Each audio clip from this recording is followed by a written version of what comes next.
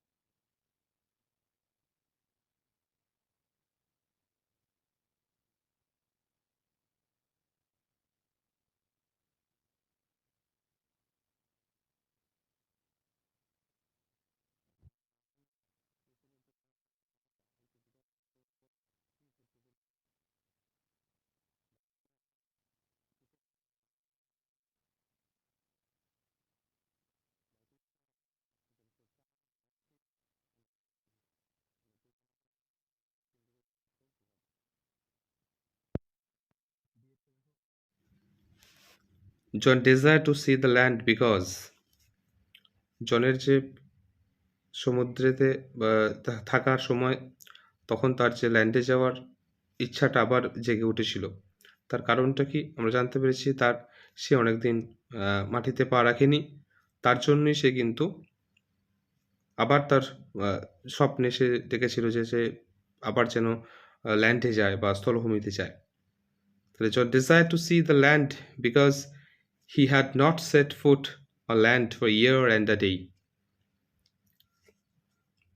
সে 1 বছরের উপর মাটিতে পা রাখেনি।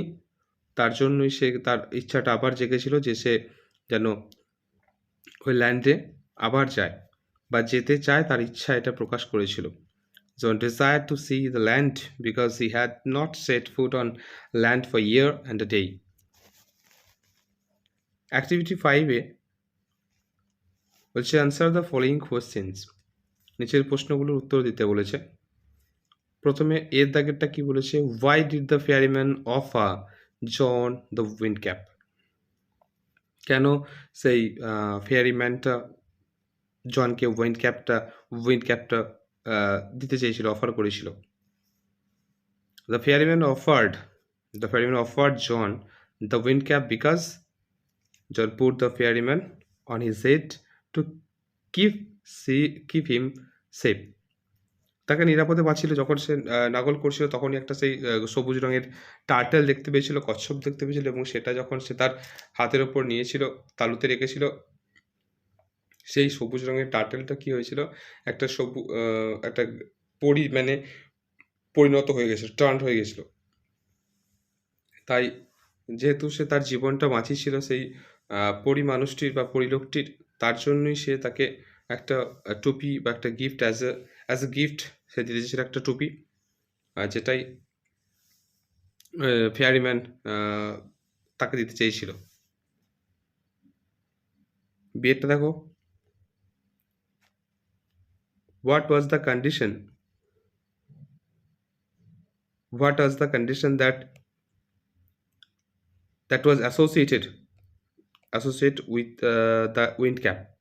যে কন্ডিশনটা ছিল, কোন condition, what was the condition, কোন কন্ডিশনটা ছিল যেটা that was associated with the wind cap, সেই উইন্ড ক্যাপটার সাথে যে সহযোগিতা করতো যে উইন্ড ক্যাপটা, তার সাথে কী ছিল, কী এমন ভূমিকা ছিল বা কী এমন গুরুত্বপূর্ণ ছিল বা কী কাজ ছিল সেই উইন্ড ক্যাপটার, বা সেই উইন্ড ক্যাপটার যে সেটা কে ব্যবহার করতে পারতো, কে ব্যবহার করতে পারতো না, কিসের দ্বারা পরিচালিত হতো। What was the condition that was associated with the wind cap, কিসের দ্বারা এটা পরিচালিত হতো উইন্ড ক্যাপটা। কী হবে, no human hand would ever be able to take the wind cap off John set. জনের মাথা থেকে যে টুপিটা কোনো মানুষের হাত সক্ষম হবে না সেটাকে খুলে নিতে। So the answer is no human hand would ever be able to take the wind cap of John set. জনের মাথা থেকে তারা কিন্তু টুপিটা নিতে পারবে না, সেটাই ছিল টুপিটার বৈশিষ্ট্য। তাই যেটা জনকে যে পরিয়ে দিয়েছিল লোকটি, সেটাই জনের কাজই শুধু লাগবে এরকমটাই তখন দিয়েছিল। Why did John become popular with the sailor? কেন জন জনপ্রিয় হয়েছিল সেই নাবিকদের সাথে, কিভাবে তার নামটা অনেকটা খ্যাতি অর্জন করেছিল? বিকজ কারণটা কি হবে, John could supply the wind that sailor called for, মানে জন যে বাতাসটা সাপ্লাই করতো, সরবরাহ করতো, যেটা সেলারদের খুব কাজে লাগতো, তার জন্যই কিন্তু জনকে পপুলার হয়ে গেছিলো জন। তারপরে তার নামটা দেওয়া হয়েছিল ক্যাপ্টেন টার্টেল পরবর্তীকালে। এর জন্যই সে পপুলার হয়েছিল। John became popular with the sailor because he could supply the wind that sailors called for.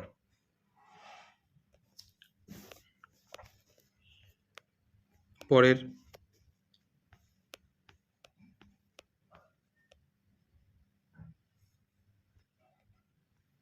Activity দেখো 6-এর, অ্যাক্টিভিটি 6-এর কি বলেছে দেখো, right T for true and F for false statements in the given boxes. Give supporting statement for each of your answer. True false বলেছে সত্য মিথ্যা, এবং তার পরিপ্রেক্ষিতে সাপোর্টিং স্টেটমেন্টও দিতে বলেছে। এটা কি বলেছে দেখো, John never dreamed about the land. John never dreamed about the land, John কখনই ল্যান্ডের স্বপ্ন দেখেনি না, এটা ভুল তো, সে তো স্বপ্ন দেখেছিল। তাই এটা কি হবে, এটা ফলস হবে, সে দেখেছিল, স্বপ্ন দেখেছিল। এর সাপোর্টিং স্টেটমেন্টে কি হবে, John could not stop dreaming of the land. John কখনোই কিন্তু স্থলভাগের স্বপ্ন দেখা থামায়নি। যেটা বলেছে John never dreamed about the land, কখনোই সে স্বপ্ন দেখেনি, কিন্তু এখানে বলছে জন কুড নট স্টপ, থামায়নি তার ড্রিমটা। কিসের ড্রিম, না স্থলভাগে যাওয়ার জন্য।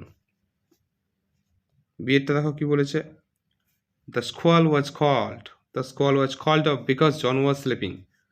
যে জন, এই যে স্কোয়ালটা এসেছিল, জন ঘুমাচ্ছিল বলে, সেটা কি সত্য? হ্যাঁ সত্য। যখন আমরা দেখলাম যে একটা ঝড় এলো, তখন সে ঘুমাচ্ছিল এবং স্বপ্ন দেখছিল, তার জন্য কিন্তু স্কোয়ালটা, সামুদ্রিক যে ঝোড়ো হাওয়াটা বইছিল। তাহলে এটা হবে কি ট্রু। এর সাপোর্টিং স্টেটমেন্ট আমরা কি দিতে পারি, it called off a squall from the clear sky that hit the ship without a warning. কোনো সতর্কতা ছাড়াই কি হয়েছিল, না পরিষ্কার আকাশ থেকে একটা স্কোয়াল ঝোড়ো হাওয়া বয়ে এসেছিল। এটা দেখো, the captain was angry with John. Captain জনের প্রতি রেগে গিয়েছিল। হ্যাঁ রেগে গিয়েছিল। কেন রেগে গিয়েছিল, না যখন সেই ঝোড়ো হাওয়াটা একটা প্রচণ্ড পরিমাণে ঝড়ের গতিতে সেই জাহাজটাকে ঘুরপাক খাচ্ছিল, তখন অনেকটা ক্ষতি হচ্ছিল, সেই জন্য কিন্তু জনের উপর রেগে গিয়েছিল ক্যাপ্টেন। তাহলে এটা কী হবে? ট্রু হবে, এটা ট্রু হবে।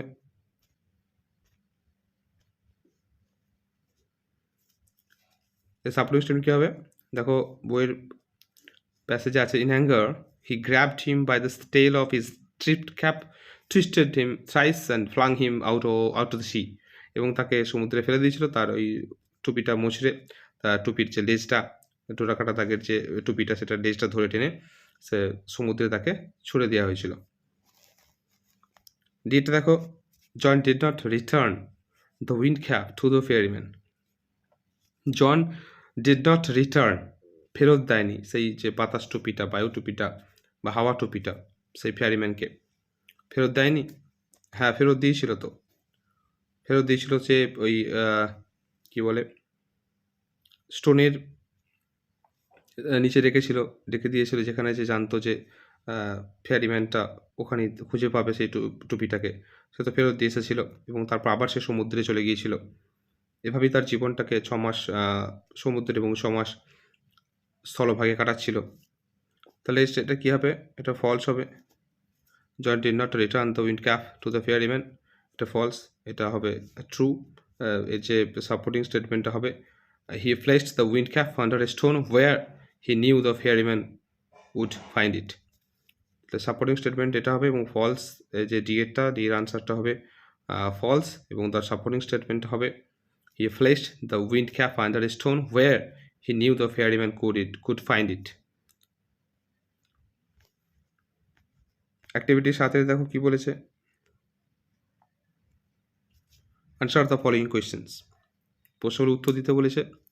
এর দাগেরটা কি বলেছে, why did the sailor try to rip off the cap from John's head, কেন জনের মাথা থেকে সেই সেলার যে ট্রাই করেছিল ওই টুপিটা নিয়ে নেওয়ার, হিঁচড়ে নিয়ে নেওয়ার বা টেনে হিঁচড়ে নিয়ে নেওয়ার চেষ্টা কেন করেছিল?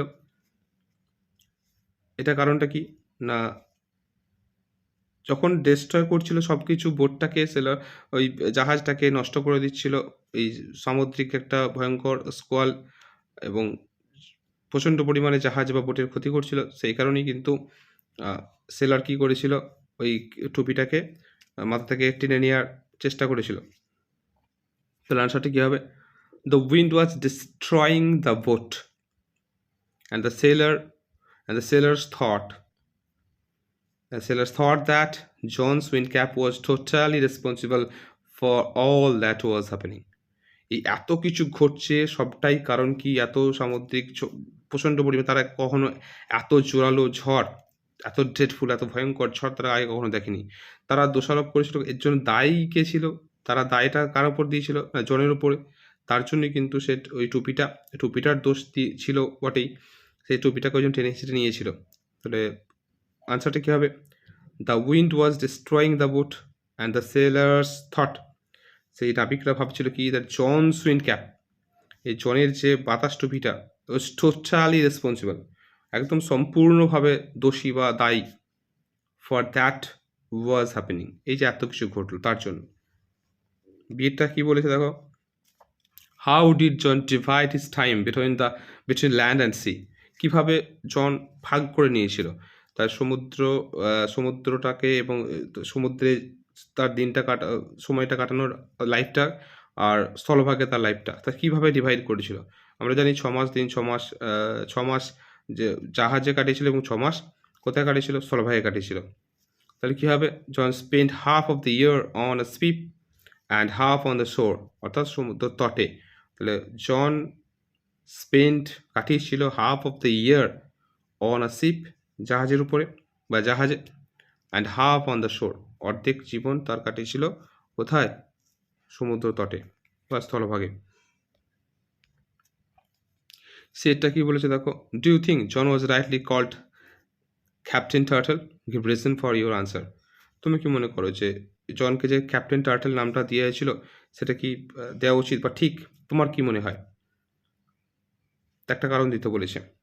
অবশ্যই হ্যাঁ, Yes, I think it is said rightly, because John was as much at home on the water as he was on the land. মানে যেহেতু সে যেমনভাবে স্থলভাগে কাটিয়েছিল এবং জলভাগ স্থলভাগ দুটো দিয়ে কিন্তু সে সমানভাবে কাটাতো, তার জন্য কিন্তু তাকে ক্যাপ্টেন টার্টলটা নামটা দেওয়া কিন্তু উচিত। ডিএরটা দেখো, why did John want to return the wind cap to the ferryman? কেন কেন জন সেই বাতাস টুপিটাকে ফেয়ারিম্যানকে ফেরত দিয়েছিল, রিটার্ন করেছিল কেন? তার কারণটা কি হবে? John wanted to return the wind cap to the ferryman because he was blamed for the storm. সে কী করেছিল, দায়ী করেছিল কোনটা? স্টর্মটাকে, ঝড়টা। And was thrown into the sea, তাকে সমুদ্রে ফেলে দেওয়া হয়েছিল। And also blame that all the destruction, যে সমস্ত ধ্বংস হয়েছিল, ঘটেছিল, happened only for the wind cap, শুধুমাত্র এই যে বাতাস টুপিটার জন্যই হয়েছিল। তাহলে আনসারটা আরেকবার ভালো করে বলছি। Because John was blamed for the storm and was thrown into the sea, and was also blamed that all the destruction happened only for the wind cap. তারপর দেখো অ্যাক্টিভিটি 8A এর কি বলেছে? Underline the verbs in the following sentences that suggest actions that began in the past and are still continuing. Underline করতে বলছে, সেই সেন্টেন্সগুলো দিয়েছে, সেখানে কোনটা অ্যাকশন যেটা কাজ করছে পাস্ট ফর্মে এবং যেটা কন্টিনিউ চলছে, মানে সব সময়ের জন্য চলেই যাচ্ছে সেরকম, সেই যে ভার্বটাকে আন্ডারলাইন করতে বলেছে। দেখো আমরা এখানে দেখতে পাচ্ছি ভার্বটা কি, they have been travelling for 10 hours। They have been travelling for 10 hours, আমরা জানি এটা কি না, এই যে হ্যাভ বিন ট্রাভেলিং, এটা হচ্ছে present continuous tense. Present continuous টেন্সে দেওয়া আছে এটা, they have been travelling for 10 hours। এটা হচ্ছে স্টিল কন্টিনিউ যেটা আছে, প্রেজেন্ট পারফেক্ট কন্টিনিউয়াস। তারপরটা দেখো, he thanked me for what I have been doing. তাহলে হ্যাভ বিন ডুইং, দেখো এখানে ভার্বের সাথে আইন যোগ আছে এবং হ্যাভ আছে এবং তার সাথে বিনও আছে, সেই জন্য এটা প্রেজেন্ট পারফেক্ট যে continuous, present perfect continuous tense আছে যেটা কন্টিনিউ চলছে কিছু সময় ধরে, সময়ের উল্লেখ থাকবে, সেই জন্য এখানে হ্যাভ বিন ডুইং হয়েছে। তিনেরটা দেখো, the baby has been sleeping all day, এটাও তাই, হ্যাজ বিন স্লিপিং।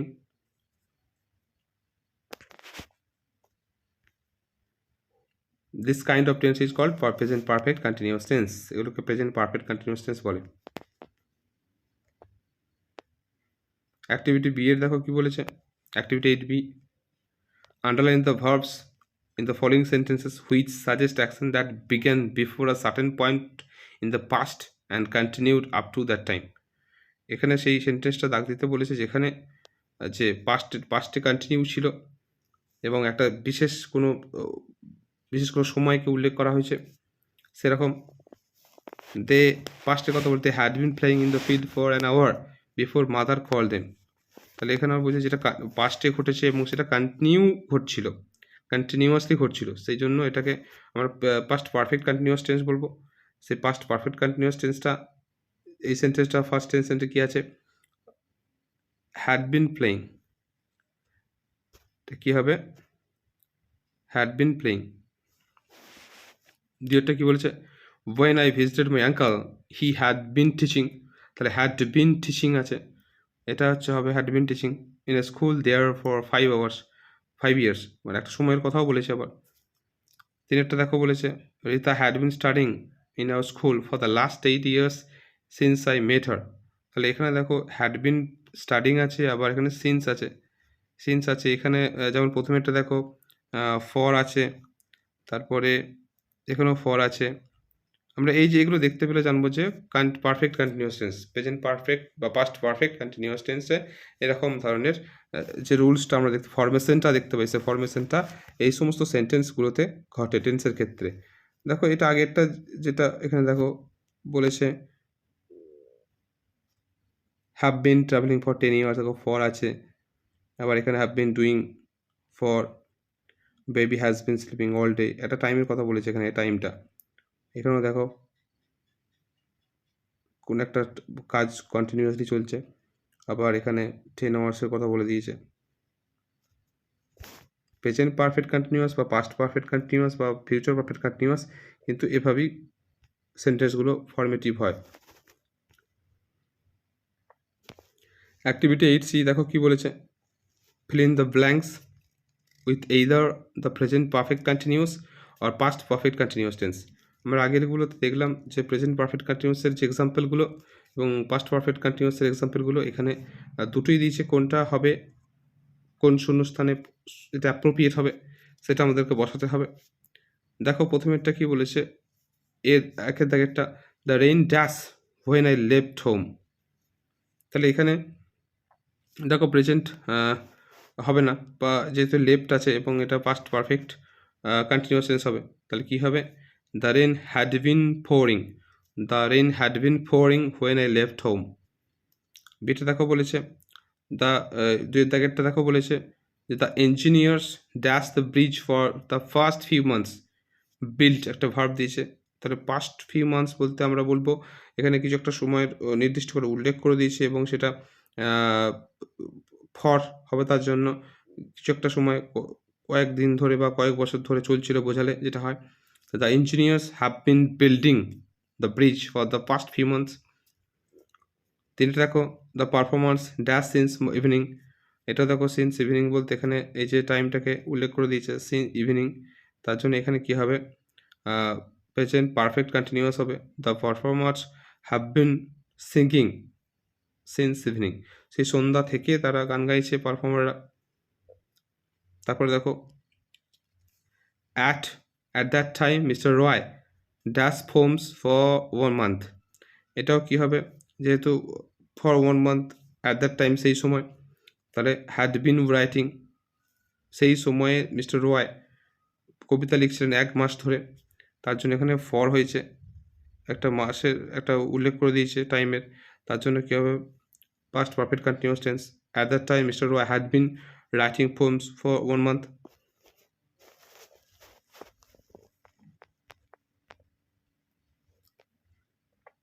অ্যাক্টিভিটি 9 দেখো কি বলেছে, replace the underline words with their antonyms. Antonym মানে হচ্ছে বিপরীত শব্দ, আর সিনোনিম মানে সমার্থক শব্দ। তাহলে অ্যান্টোনিম করতে বলেছে, যে আন্ডারলাইন যে ওয়ার্ডগুলো করা আছে সেগুলোর। তো প্রথমে একটা দেখো, John had always obeyed his mother, তাহলে এখানে ওবেইড এর যে অপোজিট ওয়ার্ড বা অ্যান্টোনিম হবে ডিসওবেইড। বিয়েটা দেখো, John began his first ever sea voyage, বিগ্যানটা কী হবে, বিগ্যান মানে শুরু হওয়া আর শেষ হওয়া, ফিনিশ বা এন্ড করতে পারি। সি এরটা, he became very popular with the sailor, তাহলে কী হবে, পপুলারটা মানে জনপ্রিয়, তাহলে জনপ্রিয় নয়, আনপপুলার করতে পারি, শুধু আন একটা যোগ হবে। In John's dream the seasons turned rapidly, rapidly মানে দ্রুত গতিতে, আর দ্রুত আস্তে আস্তে তাহলে কি ইংরেজি হবে, বাংলা হবে, এটা হচ্ছে স্লোলি হবে, র্যাপিডলি স্লোলি।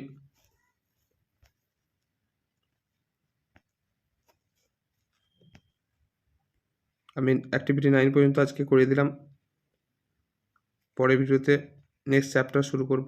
আশা করি ভিডিওটা ভালো লেগেছে, ধন্যবাদ।